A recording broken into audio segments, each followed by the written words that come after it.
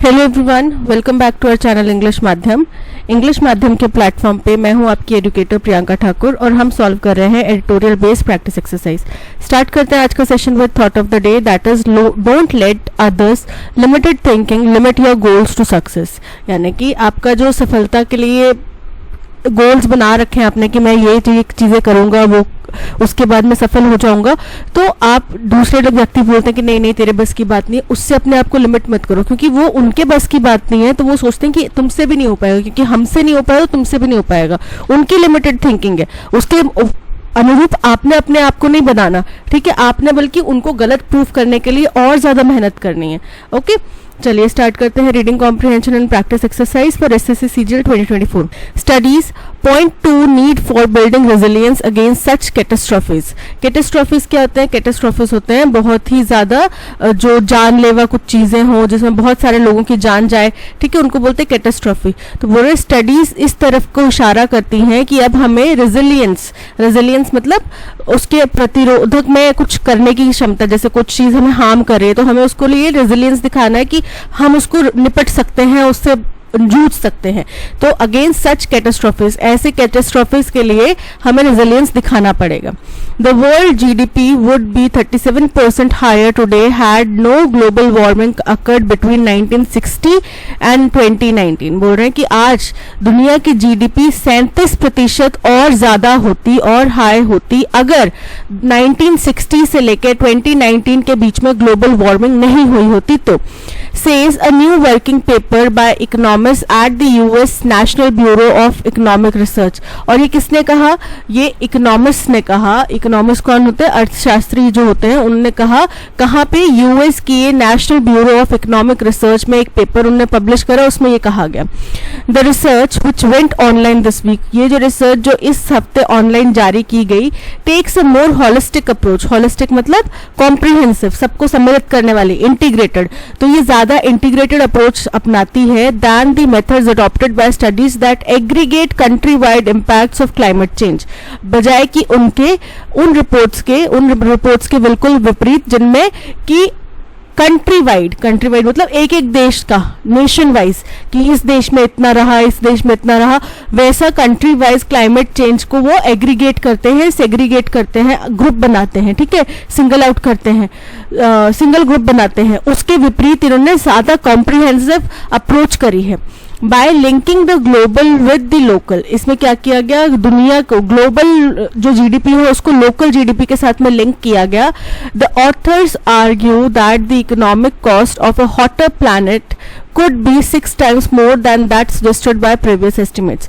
तो यहाँ पे जो ऑथर हैं, इसके राइटर हैं, वो तर्क देते हैं कि जो इकोनॉमिक कॉस्ट है, यानी कि जो हमारा प्लैनेट दिन प्रतिदिन गर्म होता जा रहा है, क्लाइमेट चेंज हो रहा है, इसकी जो इकोनॉमिक कॉस्ट है ये 6% से 6 टाइम्स 6 गुना ज्यादा होगी, 6 गुना ज्यादा हो सकती है। जो प्रीवियस हमारे अनुमान थे उनके मुकाबले में 6 गुना ज्यादा हो सकती हैं। This follows another research paper. फिर इसके बाद में एक और रिसर्च पेपर आता है, publish last month in the journal nature, जो कि पिछले महीने एक जर्नल नेचर है उसमें पब्लिश किया गया था, which concluded that average incomes will fall by almost a fifth in the next 26 years compare to what they would have been without climate change. बोल रहे हैं कि उस पेपर में ये कंक्लूड किया गया, निष्कर्ष निकाला गया कि प्रति व्यक्ति आय, एवरेज इनकम जो है वो लगभग 1/5 से वो कम हो जाएगी, ठीक है, यानी कि इतनी नीचे गिर जाएगी पिछले आने वाले 26 सालों में, अगर हम उनको बिना क्लाइमेट चेंज की अगर हमारी ये दुनिया होती है उसके मुकाबले में कंपेयर करें। यानी कि एक ऐसी दुनिया जिसमें क्लाइमेट चेंज का प्रभाव नहीं पड़ा होता, तो उसके आने वाले 26 सालों को अगर कंपेयर करें आज की हमारी दुनिया से जिसमें क्लाइमेट चेंज का इतना ज्यादा इफेक्ट पड़ चुका है, तो हमारी जो इनकम है, एवरेज इनकम है, उसका 1/5 है, ठीक है, उससे 1/5 कम रहेगी। Both papers are unequivocal. बोल रहे हैं दोनों ही पेपर जो हैं वो स्पष्ट हैं किस बात में? That the cost of transition from fossil fuels दो considerable pale in comparison to the cost imposed by global warming। बोल रहे हैं कि ये दोनों ही पेपर इस बात को जोर देते हैं, इस बात को बोलते हैं कि भाई अगर हमने फॉसिल फ्यूल से ट्रांजिशन करना है तो उसकी जितनी कीमत होगी ना, हालांकि काफ़ी ज़्यादा है, लेकिन फिर भी अगर हम ग्लोबल वार्मिंग की वजह से जो हमें लॉस हो रहा है, यानी कि जैसे हमने बोला कि 1/5% हमारी जो इनकम है वो डाउन हो जाएगी। उसके बाद में हमने पिछले पैसेज में बोला कि 37% हमारी इनकम इससे ज़्यादा होती, जीडीपी ज़्यादा होती। तो ये जितना नुकसान हो रहा है उसके कंपैरिजन में फॉसिल फ्यूल से नेचुरल रिसोर्सेज पे ट्रांजिशन करने का जो कॉस्ट होगा वो बहुत कम होगा। ठीक है, they join the dots between the impact of heat waves, floods, storms and other fallouts of climate change that impair people's health, reduce productivity and affect livelihoods। बोल रहे हैं इन्होंने डॉट्स कनेक्ट करी। डॉट्स कनेक्ट करना मतलब कि जोड़ना, link बैठाना। किसके बीच में लिंक बैठाया कि हीट वेव्स का जो प्रभाव है, फ्लड्स का जो प्रभाव है, स्टॉर्म्स का जो प्रभाव है और क्लाइमेट जो दूसरी क्लाइमेट चेंज से जुड़ी हुई परिणाम है, उनका जो प्रभाव है लोगों की हेल्थ के ऊपर, उनकी प्रोडक्टिविटी कम होने के ऊपर, उनके लाइवलीहुड्स के ऊपर कैसा होता है, इनके बीच में उनने कनेक्टिविटी। अब जाहिर सी बात है इस वक्त हीट वेव्स इतनी ज़्यादा पड़ रही हैं, तो जो व्यक्ति, जो महिलाएं, पुरुष, युवा, नौजवान या बुजुर्ग जो भी इस वक्त काम करने बाहर गए हैं घर से, वो गर्मी से कितने त्रसित होंगे। तो क्या जो वो नॉर्मल टेम्परेचर में अपना 100% दे सकते थे, क्या वही परसेंटेज वो इस वक्त दे पाएंगे? नहीं ना। आधे टाइम तो उनमें यही होगा कि यार जल्दी जल्दी चल लेते हैं, छाया में जाके बैठेंगे या फिर ऑफिस में जाके बैठेंगे, मीटिंग बाहर क्या करनी है, या फिर कोई मान लो कि कोई फील्ड सर्वे करने गया है, तो फील्ड सर्वे कैसे करेगा? वो बंदा भागम भाग में आएगा, ठीक है जल्दी चलो यहाँ से चलते हैं, तो उनकी प्रोडक्टिविटी में फर्क पड़ेगा, राइट। तो इन सब चीज़ों का, क्लाइमेट चेंज से होने वाले जो परिणाम है, उनका इफेक्ट इंसान की प्रोडक्टिविटी, उसकी लाइवलीहुड के प्रति किस तरीके से पड़ रहा है, उनके बीच में हमने एक डॉट कनेक्ट करी। Some regions are likely to get hit more than others. कुछ रीजन्स हैं जिनके ऊपर ज़्यादा प्रभाव पड़ेगा। Poorly understood ecosystems like drylands for example, जैसे कि उदाहरण के तौर पे ड्राईलैंड्स वाली जो जगहें हैं उनको जैसे हम लोग अभी तक ज़्यादा अच्छे से समझ भी नहीं पाए हैं, ठीक है, तो उन इकोसिस्टम्स पे ज़्यादा असर पड़ेगा। A new report of the UN convention on combating desertification released on Tuesday. एक नई रिपोर्ट आई थी यूएन कन्वेंशन की, किसके ऊपर? कॉम्बैट करना मतलब लड़ना। किससे लड़ना? डिजर्टिफिकेशन। डिजर्टिफिकेशन यानी कि चीज़ें जो हैं वहाँ पे डिजर्ट्स बन जाएंगी। जैसे हरियाली थी, अब पेड़ काट दिए, उसके बाद वो सूखा पड़ने लगा तो वहाँ पे डिजर्ट बन गया। Release on Tuesday has flagged the fallouts of climate change on rangelands. अब रेंजलैंड्स कौन सी होती हैं? रेंजलैंड्स वो जगह होती हैं जहाँ पे लोग अपने पशुओं को ग्रेजिंग कराते हैं, यानी कि उनको चरवाते हैं, चारागाह जो होती है। तो बोल रहे हैं कि इसने चिंता जाहिर करी है इस रिपोर्ट ने कि भाई जो ये कमियां हैं, इनके फॉलआउट्स हैं, इसकी वजह से क्या प्रभाव पड़ेगा? रेंज लैंड में भी प्रभाव पड़ेगा। These include desert shrublands. इसमें क्या क्या शामिल है? डिजर्ट श्रबलैंड यानी कि जो डिजर्ट एरिया में कुछ ऐसी जगह होती है जहाँ पे कैक्टस वगैरह की बहुत ज़्यादा उगे होते हैं, बहुत सारे कैक्टस वगैरह, या डिजर्ट वाले जो पौधे होते हैं वो बहुत ज़्यादा उगे होते हैं। माउंटेन पैस्चर्स वो जगह है जहाँ पे जानवर चरते हैं, ठीक है, माउंटेन इलाके में पैस्चर लैंड जो होती है। Tundra and plateaus. टुंड्रा मतलब वो जगह है जो कोल्ड डेजर्ट जिनको बोला जाता है, आर्कटिक प्लेन्स, और प्लेट्यूज यानी कि समतल, ऐसे पहाड़ी और फिर समतल इलाका, इस तरीके का, इसको बोलते हैं प्लेट्यूज। इन सभी जगहों पे इसका असर पड़ेगा। More than 50% of these ecosystems have degraded. इनमें से 50% से भी ज़्यादा जो इकोसिस्टम्स हैं वो डिग्रेड हो चुके हैं, खराब हो चुके हैं, अकॉर्डिंग टू द रिपोर्ट। ये इस रिपोर्ट का कहना है। These biospheres are recognised as vulnerable in most parts of the world. तो ये जो बायोस्फेयर्स हैं, जीवन मंडल है, इनको वल्नरेबल यानी कि एट रिस्क माना गया है दुनिया के ज्यादातर हिस्सों में। And their role as carbon sink is acknowledged. Sink क्या होता है? आपकी किचन सिंक होती है, उसमें से डर्ट, गंदगी आप धोते हैं, वॉश करते हैं, वो निकलती है। कार्बन सिंक मतलब पेड़ पौधों का ऐसा क्लस्टर जो कि कार्बन को एब्जॉर्ब करने में, वातावरण से अवशोषित करने में काम आता है, ठीक है।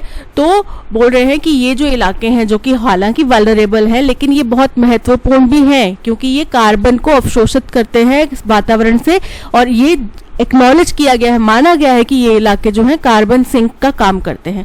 However, rangelands do not receive the same attention as forests in environmental conservation discourses. अब हमने फॉरेस्ट कंजर्वेशन के बारे में तो सुना है, डिजर्ट कंजर्वेशन के बारे में सुना है, प्लेट्यू कंजर्वेशन के बारे में सुना है, नहीं सुना ना.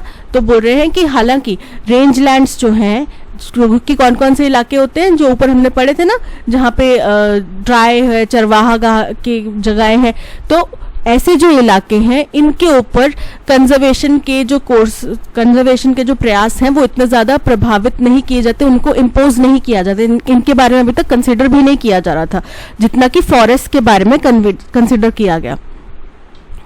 In India, for instance, it's only in the past 2 decades that policymakers have begun to recognize the socio-ecological role of pastoralists.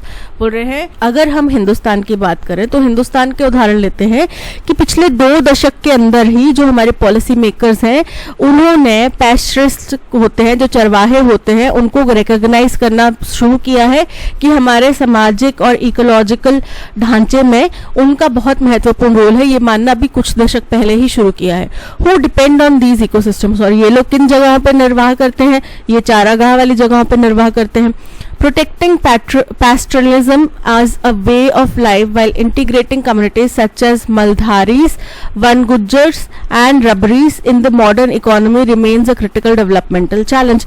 बोल रहे हैं ऐसे pastoralism को यानी कि पशुपालन को एक जीवन यापन का सहारा बनाना, और ये जो समुदाय हैं जो इसके ऊपर निर्वाह करते हैं जैसे कि मलधारीज, वन गुज्जर्स या रबरीज, इनको आज की हमारी जो मॉडर्न इकोनॉमी है उसके अंदर सम्मिलित करना, ये एक डेवलपमेंट का बहुत ही क्रिटिकल महत्वपूर्ण चैलेंज बना हुआ है अभी भी.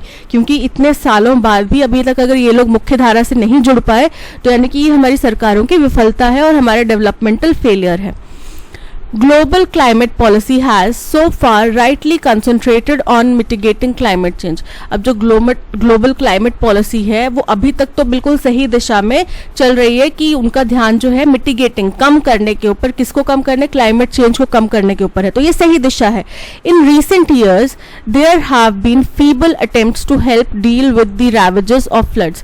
बोल रहे हैं पिछले कुछ सालों में बड़े ही कमजोर से प्रयास किए गए हैं किससे निपटने में, जो फ्लड से, स्टॉर्म से, ड्राउट्स और अदर क्लाइमेट रिलेटेड कैटास्ट्रॉफीज की वजह से जो रैवेजेस यानी कि विनाश होता है उससे जूझने में बहुत ही कमजोर से प्रयास किए गए हैं. However recent studies whether on the macro level by the NBER economics और the UN report on the desertification underline, लेकिन फिर भी जो अभी हाल फिलहाल की स्टडीज हैं चाहे वो मैक्रो लेवल पर हो, NBER की इकोनॉमिक्स की रिपोर्ट या फिर UN रिपोर्ट हो डिजर्टिफिकेशन के ऊपर, अंडरलाइन करते हैं, रेखांकित करते हैं the need for building people's resilience against climate change, कि लोगों के अंदर हमें ये मजबूती लानी पड़ेगी, दृढ़ता लानी पड़ेगी कि क्लाइमेट चेंज के प्रति उनको लड़ना है, उनके अगेंस्ट में उनको लड़ना है.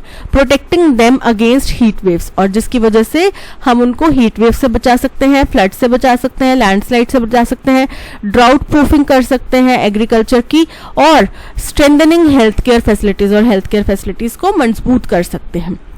Adaptation continues to be underfunded. बोल रहे हैं कि जो इसके ऊपर अडेप्टेशन है कि हाँ हमने इसके अनुरूप ढलना है वो अभी भी अंडर फंडेड है, यानी कि उसको फंड्स नहीं मिल रहे हैं despite the growing awareness of the need for it. हालांकि इस बात की अवेयरनेस ज़रूर बढ़ी है कि हमें इसके लिए ज़रूरत है, ये बहुत ही महत्वपूर्ण है करना, लेकिन फिर भी इसके लिए फंड्स पर्याप्त नहीं है. Deliberation for a new climate funding paradigm slated for the next COP in the Azerbaijan's capital Baku. बोल रहे हैं कि deliberations यानी कि विचार विमर्श जो है किसके लिए? न्यू क्लाइमेट फंडिंग पैराडाइम मतलब मॉडल, एग्जाम्पल, तो न्यू क्लाइमेट फंडिंग का एक एग्जाम्पल बनाने के लिए स्लेट किए गए हैं, विचार विमर्श जो है वो स्लेट किए गए हैं यानी कि निर्धारित किए गए हैं अगली जो अजरबैजान में की कैपिटल बाकू में COP कॉन्फ्रेंस ऑफ पार्टीज होने वाली है उसके लिए.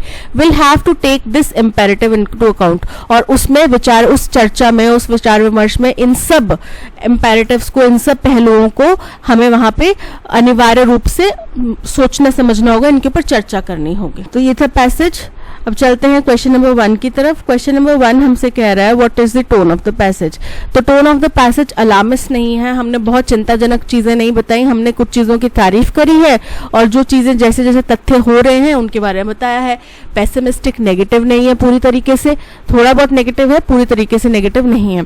इसके अलावा ऑप्टिमिस्टिक भी नहीं है, कुछ चीजें पॉजिटिव बताई तो कुछ नेगेटिव भी बताई। तो कैसा बच गया? एनालिटिकल। तो पैसेज कैसा है? Analytical. Option B is correct, क्योंकि इसमें अलग अलग रिपोर्ट्स को, 2 रिपोर्ट्स को डिस्कस किया गया है। ठीक है। What is the main theme of the passage? Passage की मेन थीम क्या है? The role of pastoralists in climate change adaptation। तो केवल यही थीम थी? नहीं ना, हमें क्लाइमेट चेंज के प्रति रेजिलियंस बनाने की जरूरत है, ये थी main theme. The economic costs of transitioning from fossil fuels, incorrect। The need for building resilience against climate change impacts, बिल्कुल करेक्ट है, option C is correct. According to the passage, what is the main reason for the higher economic costs of climate change compared to previous estimates? तो previous estimates के comparison में अब का जो climate change है उसका economic cost क्या होगी, है ना, क्या कारण है कि वो ज़्यादा है? तो चलिए देखते हैं। Previous studies focused on effects of climate change only on high income countries, neglecting lower income regions। ये इनकरेक्ट है, ऐसा कोई उसमें बताया नहीं गया, लेकिन यहाँ पे कॉम्प्रिहेंसिव स्टडी की गई है, सबको सम्मिलित करके जो हमारे मॉडर्न वर्ल्ड है, ग्लोबल वर्ल्ड है, उसको और लोकल लेवल के इफेक्ट्स को एक साथ मिला के स्टडी की गई है, तो ज़्यादा क्लैरिटी मिल पा रही है। The recent study by the US national bureau of economic research linked global impacts with local effects, revealing more extensive economic costs. Option B is correct. What critical developmental challenge is highlighted in the passage concerning the protection of rangelands and pastoralists in India?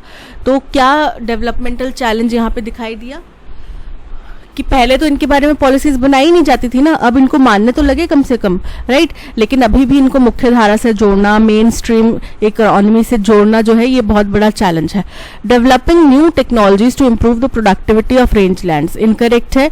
Recognising and integrating pastoralist communities into the modern economy while preserving their traditional way of life, बिल्कुल correct है कि उनको, ठीक है, हमने मान लिया कि वो लोग महत्वपूर्ण हैं, अभी तक तो ये भी नहीं मानते थे कि हमारे इकोसिस्टम के लिए वो लोग जरूरी हैं, लेकिन अब हम ये मानने लग गए कि वो लोग हमारे इकोसिस्टम में बैलेंस बनाने के लिए ज़रूरी हैं।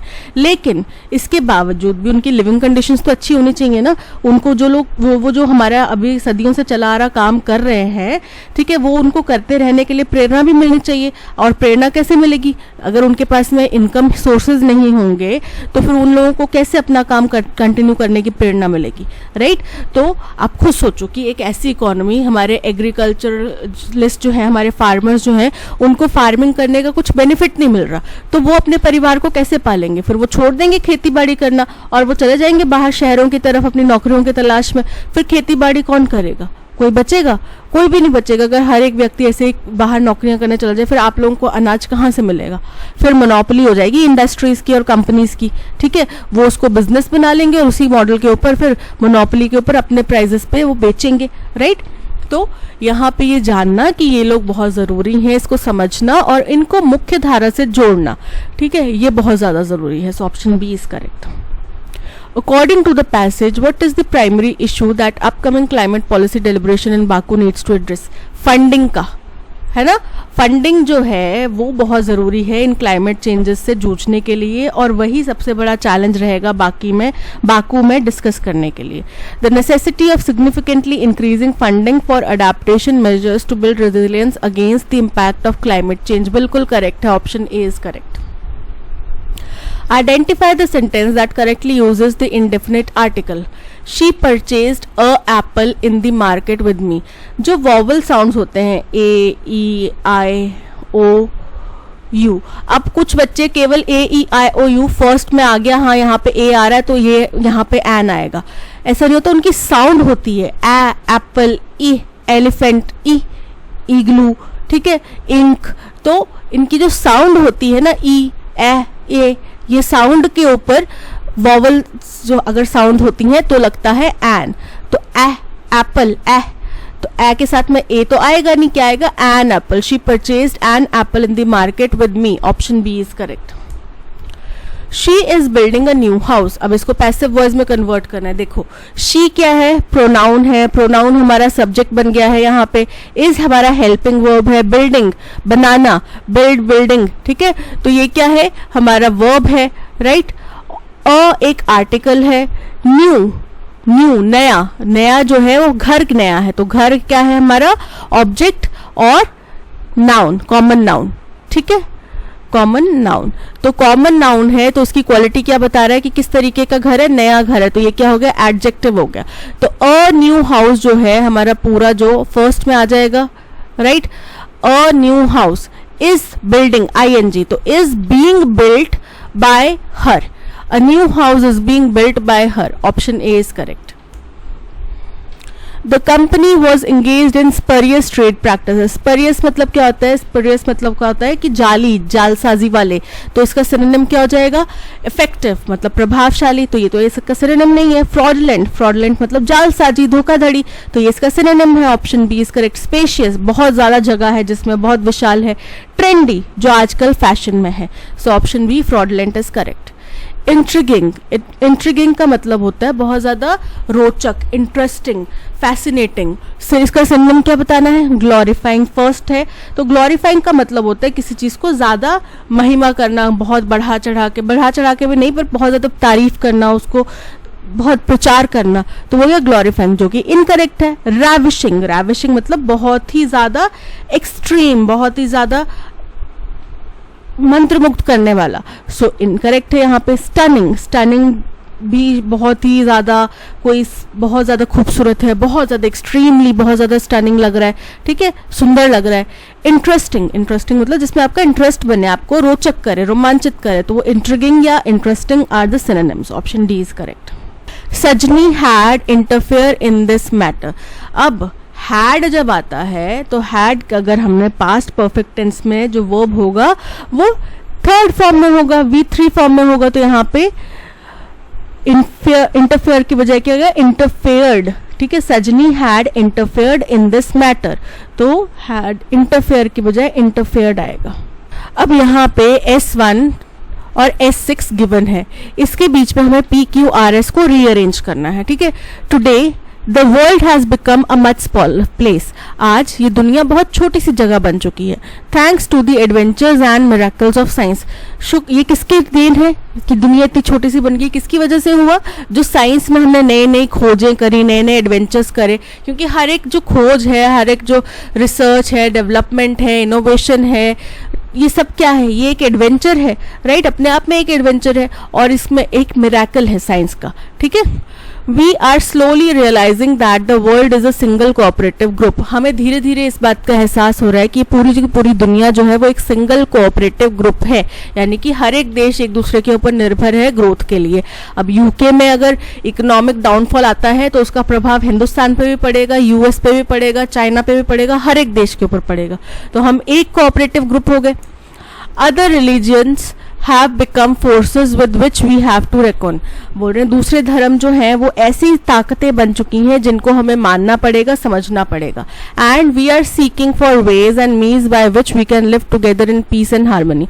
और हम हर दिन, हर साल, हर महीने ये प्रयास करते हैं कि नए नए तरीके हम ढूंढें, नए नए जरिए हम ढूंढें जिनसे हम एक दूसरे के साथ में सुख सौहार्द से, शांति से रह सकें। Mingling of population is bringing about interchange of thoughts.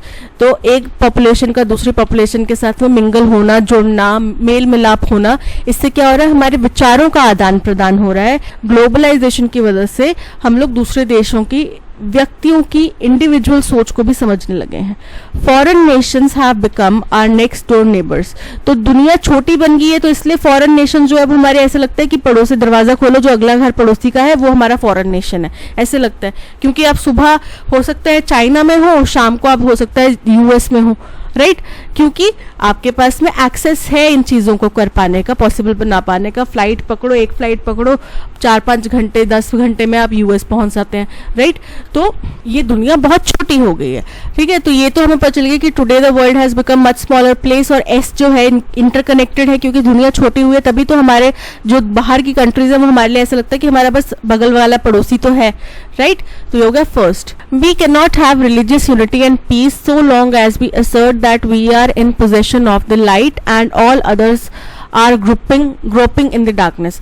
हम तब तक सौहार्द, धार्मिक एकता, धार्मिक शांति नहीं बना सकते जब तक हम ये मानते रहें कि हम जो है हमारे पास ही ज्ञान है केवल, और बाकी सब जो है अंधकार से जूझ रहे हैं, बाकी किसी धर्म में इतना ज्ञान नहीं जितना हमारे में। यानी कि खुद को सुपीरियर जब तक हम मानते रहेंगे ना, तब तक हम शांति से नहीं जिएंगे, क्योंकि सुपीरियर अगर कोई मानता है तो वो दूसरे को नीचा दिखाता है, और नीचा जो दिखाया, जिसको नीचा दिखाया जाएगा वो फिर बदला रिटेलिएट करेगा, right.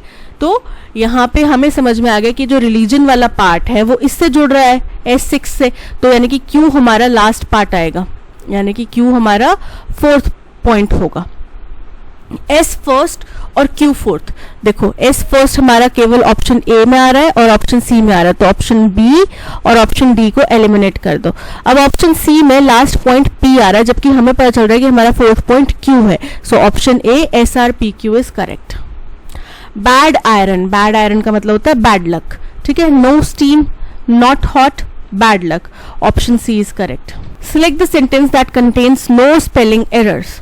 The mall road of our city is always teming with street vendors. तो यहाँ पे खचाखच भरे होने की बात कर रहे हैं कि वो भरा रहता है, तो भरे रहने को बोलते हैं टीमिंग, TEEMING, ठीक है। Mall road of our city, बाकी सबकी स्पेलिंग करेक्ट है। टेमिंग, टेमिंग की स्पेलिंग इनकरेक्ट है, टाइमिंग नहीं होता, टिमिंग नहीं होता, teeming, option D is correct. I always enjoy the company of respectful teachers. मुझे हमेशा सम्मान पूर्वक जो टीचर्स होते हैं, रिस्पेक्टेड टीचर होते हैं, पोलाइट होते हैं, मुझे उनकी कंपनी पसंद है। तो इसका सिनोनिम क्या होगा? एडमायरिंग। एडमायरिंग मतलब आप दूसरे की प्रशंसा कर रहे हैं, उसको रिस्पेक्ट दे रहे हैं। डेरोगेटरी, किसी की निंदा कर रहे हैं, किसी को अपमान कर रहे हैं। ड्यूटीफुल, ड्यूटीफुल मतलब बहुत ही कर्तव्यनिष्ठ, रिस्पॉन्सिबल, जिम्मेदार, यानी कि रिस्पेक्टफुल। इंसोलेंट, इंसोलेंट का मतलब होता है कोई ऐसा व्यक्ति जो बहुत ही ज्यादा रूड हो, बहुत ही ज्यादा एरोगेंट हो। तो यहाँ पे option C dutiful is correct. A sentimental memory of past, जब आपको पास्ट की कोई इमोशनल याद होती है उसको क्या बोलते हैं? नॉस्टैल्जिया। क्या बोलते हैं? Nostalgia, option B is correct. Hysteria मतलब कि उन्माद, राइट। मेनिया, मेनिया मतलब जुनून। यूफोरिया यानी कि बहुत ज्यादा एक्साइटमेंट, बहुत ज्यादा खुशी। यहाँ पे option B nostalgia is correct. Sweety has been dash since her painting won first prize. Sweety has been walking on eggshell. Walking on eggshell यहाँ पे करेक्ट नहीं है। Walking in the wings incorrect है। Walking into the lion's den incorrect है। Walking on the air मतलब कि जब से उसकी पेंटिंग को अवार्ड मिला तब से वो 7वें आसमान पर है, यानी कि बहुत खुश है। So option D walking on air is correct. He became dash after a few drinks. Verbose, verbose मतलब वो व्यक्ति जो बहुत ज्यादा बात करता हो। अब वर्ब से समझ लो, वर्ब और बॉस, यानी कि जिसके पास बहुत सारे वर्ब्स हैं, जो याद करने का बता रही हूँ एग्जाम्पल तरीका, जिसके पास में बहुत सारे वर्ब्स हैं वो वर्ब्स का बॉस है। तो वर्ब्स हैं तो मतलब उनको यूज करके बताता है, तभी आपको पता चलता है ना कि इसके पास में बहुत सारे वर्ब्स हैं, यानी कि उनके पास तो शब्दों का भंडार है, राइट। और शब्दों का भंडार यानी कि बहुत ज्यादा टॉकेटिव। एग्रेसिव आक्रामक, डिसाइसिव निर्णायक, एग्जॉस्टिव थका हुआ, एंड थकाने वाला, टॉकेटिव यानी कि बहुत ज्यादा बातें करने वाला। So option D is correct. A large number of fish swimming together, तो जब एक बहुत बड़ा झुंड मछलियों का एक साथ स्विम करता है उसको बोलते हैं शॉल। क्या बोलते हैं? Shawl, option A is correct. Stream नदी, शीफ यानी कि गट्ठर, स्ट्रिंग मतलब कि धागा, तो option A shawl is correct. Eloquent, eloquent का मतलब बहुत ही फ्लुएंट, बहुत ही ज्यादा अच्छा स्पीकर। अब एंटोनिम क्या हो जाएगा? मॉडेस्ट। मॉडेस्ट मतलब क्या है? विनम्र। क्रूशियल, इंपॉर्टेंट, इम्पोर्टेंट यानी कि जिसके पास में ज्यादा कुछ बोलने के लिए है नहीं, ठीक है, ज्यादा किसी भी चीज में ज्यादा वो क्वालिफाइड नहीं है। हम्बल, हम्बल मतलब बहुत विनम्र, तो यहाँ पे option C important is correct. As cattle are to herd so are birds to. अब देखो कैटल, बहुत सारी कैटल्स हैं, ठीक है, ये भी कैटल है, ये भी कैटल है, ये भी कैटल है, ये भी कैटल है, बहुत सारी कैटल्स के ग्रुप को क्या बोलते हैं? हर्ड बोलते हैं। यानी कि हर्ड और कैटल का रिलेशन क्या है कि कैटल के ग्रुप को हर्ड बोलते हैं। तो वैसे ही बर्ड्स का रिलेशन इस वर्ड से है कि बर्ड्स के झुंड को, बहुत सारी बर्ड्स हैं तो बर्ड्स के झुंड को क्या बोलते हैं? फ्लॉक बोलते हैं। क्या बोलते हैं? Flock. A flock of feathers fly together, यानी कि एक तरह के पक्षियों का झुंड जो है एक साथ उड़ता है, राइट। सो फ्लॉक मतलब option A flock is correct, झुंड शब्दों का, पक्षियों का। All state universities and colleges in Uttar Pradesh one of the dash in India, बोल रहे जितने भी स्टेट यूनिवर्सिटीज और कॉलेजेस हैं उत्तर प्रदेश में, जो कि देश का, इंडिया का एक, अब उसकी क्वालिटी कुछ बता रहे होंगे, सुपरलेटिव डिग्री है, right. Will now dash a save water ritual, will now करेंगे वो, ठीक है।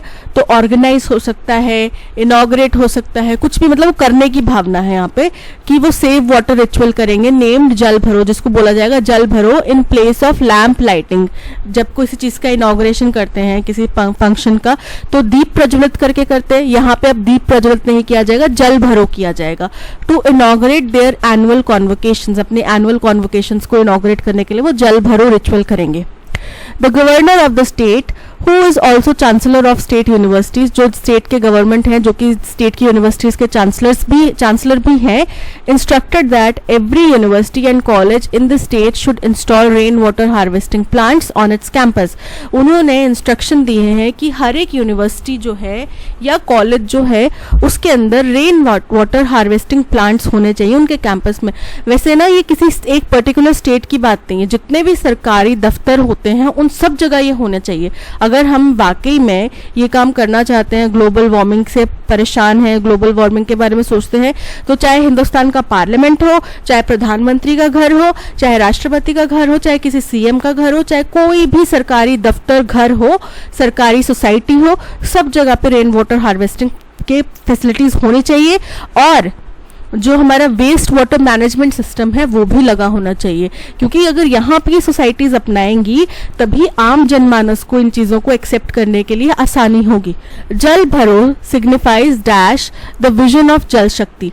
जल भरो सिग्निफाई करता है किसका, जल शक्ति का विजन को।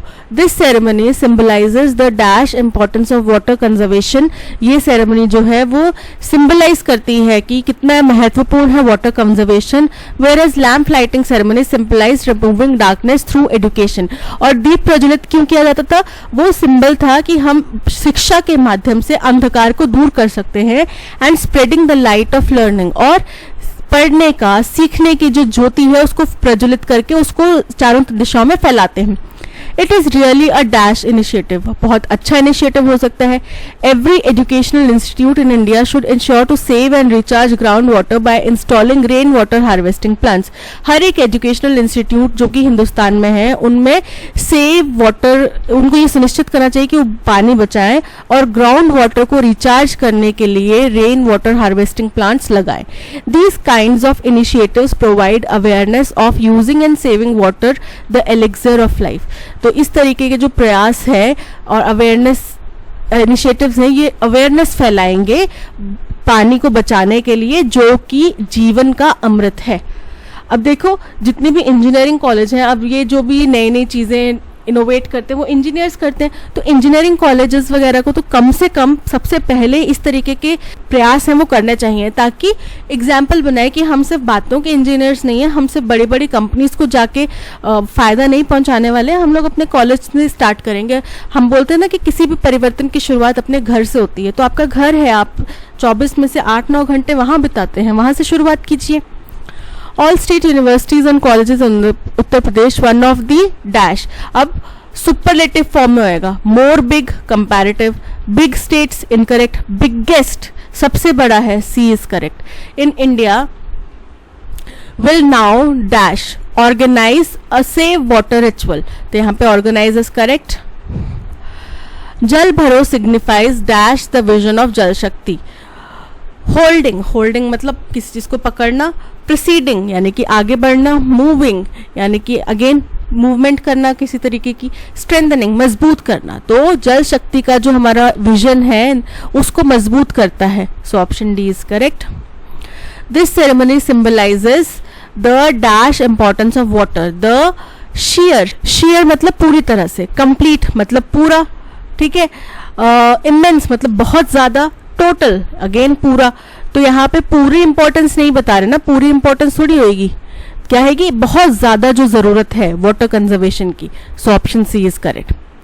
It is really a dash initiative. Laudable, laudable मतलब प्रशंसनीय. लाउडर बहुत शोर शराबे वाला. लेबल्ड, लेबल्ड जिसमें कुछ लेबल लगाया हो, नामकरण किया हो. लोअर, लोअर मतलब नीचे करने वाला. तो यहाँ पे प्रशंसनीय इनिशिएटिव है. Option A is correct. That's all. आज के सेशन में इतना ही. Thank you so much for watching. अगर कंटेंट पसंद आया हो तो लाइक, शेयर और सब्सक्राइब जरूर कीजिएगा. मिलते हैं नेक्स्ट सेशन में. Till then keep learning and keep practising. Bye bye.